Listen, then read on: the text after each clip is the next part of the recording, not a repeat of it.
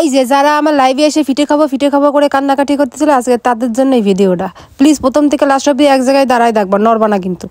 আগে বলো এই পিঠেটার নাম কি? তোমরা কি কেউ জানো?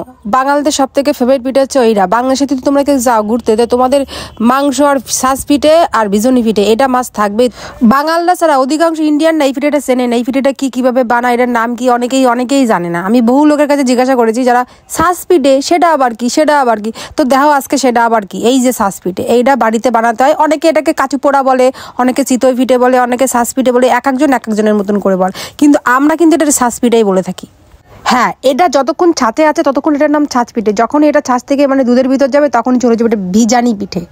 তো ফেমাস পিঠে, তো সেইটা তোমাদের সাথে আমি শেয়ার করবো। প্লিজ সবাই এক জায়গায় দাঁড়াও, নোনো না, এই ভিডিওটা দেখতে থাকো। প্রথমেই বলি, তোমাদের কারোর বাড়ি ঢেকি আছে? কাদের বাড়ি ঢেকি আছে সেটা হাত তোলো। আর যাদের বাড়ি ঢেকি নেই তাতেও কোনো সমস্যা নেই, ঢেকি ছাড়া ওই পিঠে হয়।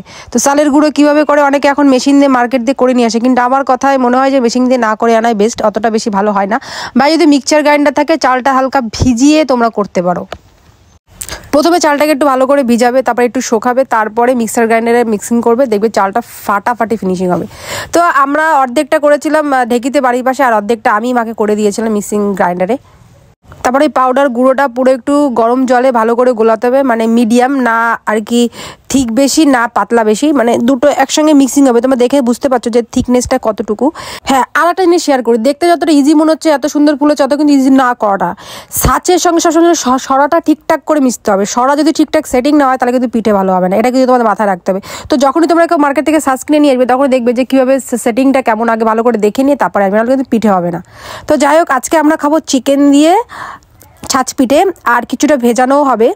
তো আমি আজকে শেয়ার করছি, আমি যেদিন বানিয়েছিলাম মার সঙ্গে, সেদিন তো মা তার আগের দিন সুন্দর করে বানিয়েছিল। অসাধারণ বিজানি পিঠেগুলো এত সুন্দর হয়েছিল, পুরো কি থল করছিল, গলে মুখে দেওয়ার সঙ্গে সঙ্গে আর কি গলে যাচ্ছিল। অসাধারণ বানিয়েছিল।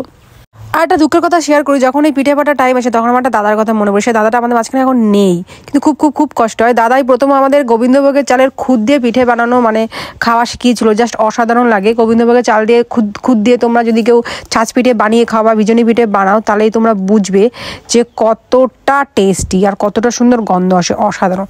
তো আমি আজকে দেখো মশলা করে নিয়েছি, চিকেন দিয়ে খাবো বিজানি পিঠে।